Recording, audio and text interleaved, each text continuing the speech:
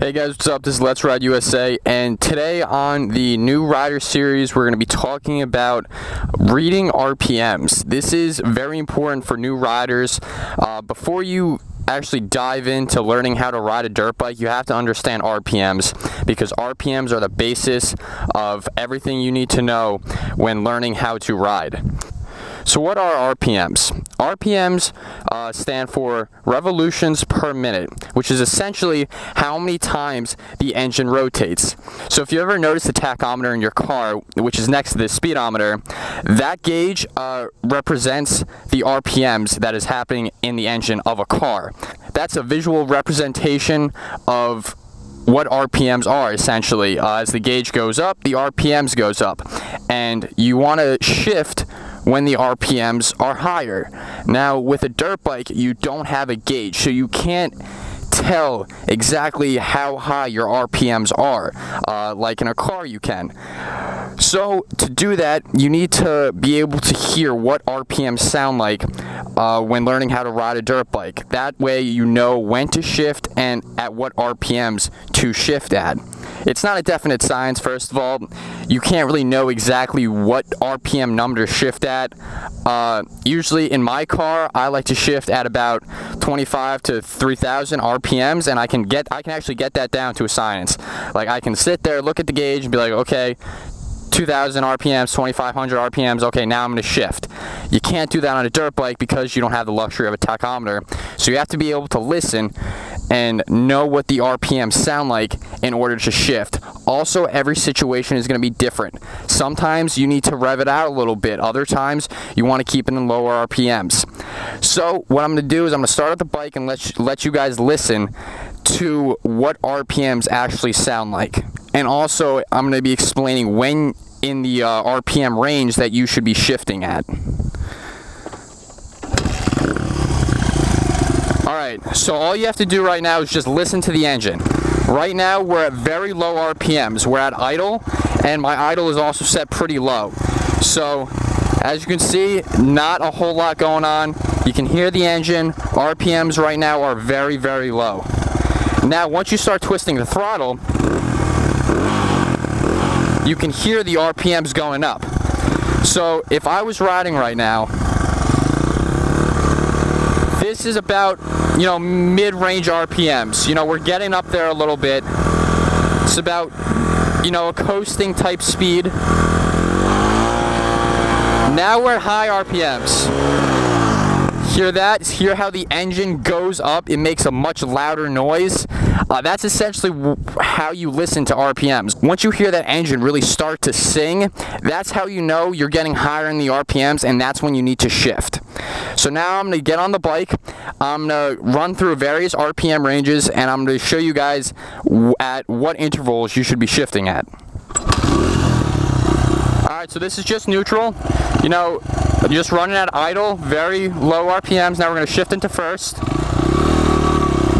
RPMs start to go up a little bit. Alright, I just shifted there. Now I'm in second. Now I just want you to listen to the engine. Hear how the RPMs start to go up? I should have shifted there.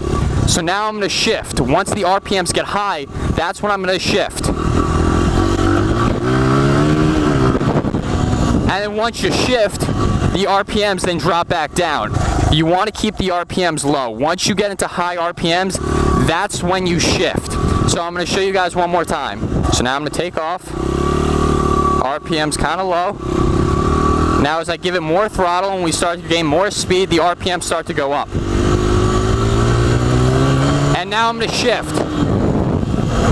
And then now the RPMs drop back down again, and it's a continuous cycle. Now that I'm in third, I'm going to start giving even more throttle, and the RPMs are going to go back up, and then to get them back down, I'm going to have to shift.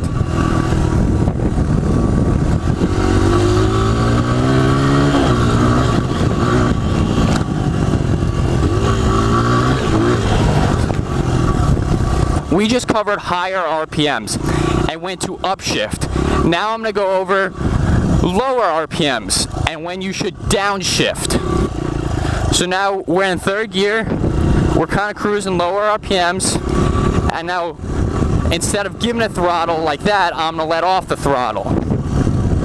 And you can hear it start to go down. RPMs are dropping, and right about now it's gonna stall out. And here we go. And there we go. There we stalled because the RPMs were too low. So that's when you need to downshift. So now I'm going to just quickly cover downshifting.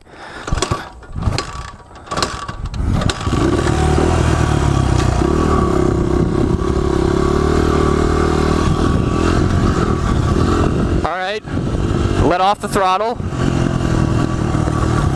Now the RPMs are going to start to drop, and then downshift, and now the RPMs are going to go back up. So it's a reverse order. When you shift up, the RPMs are going to drop down. When you downshift, the RPMs are going to go back up. That's why you need to be careful with downshifting. You don't want to downshift at too high of RPMs. It's not good for the bike, and it also actually wear out your tires, because if you're on the road and you downshift, then the bike is going to actually kind of skid as if you just slammed on the brakes. Okay, so thank you guys for watching. Hope you enjoyed this video. Hope you thought it was informative. I figured I would do this before I got into how to ride a dirt bike. That's going to be the next episode, where I'm going to actually fully cover how to ride a dirt bike.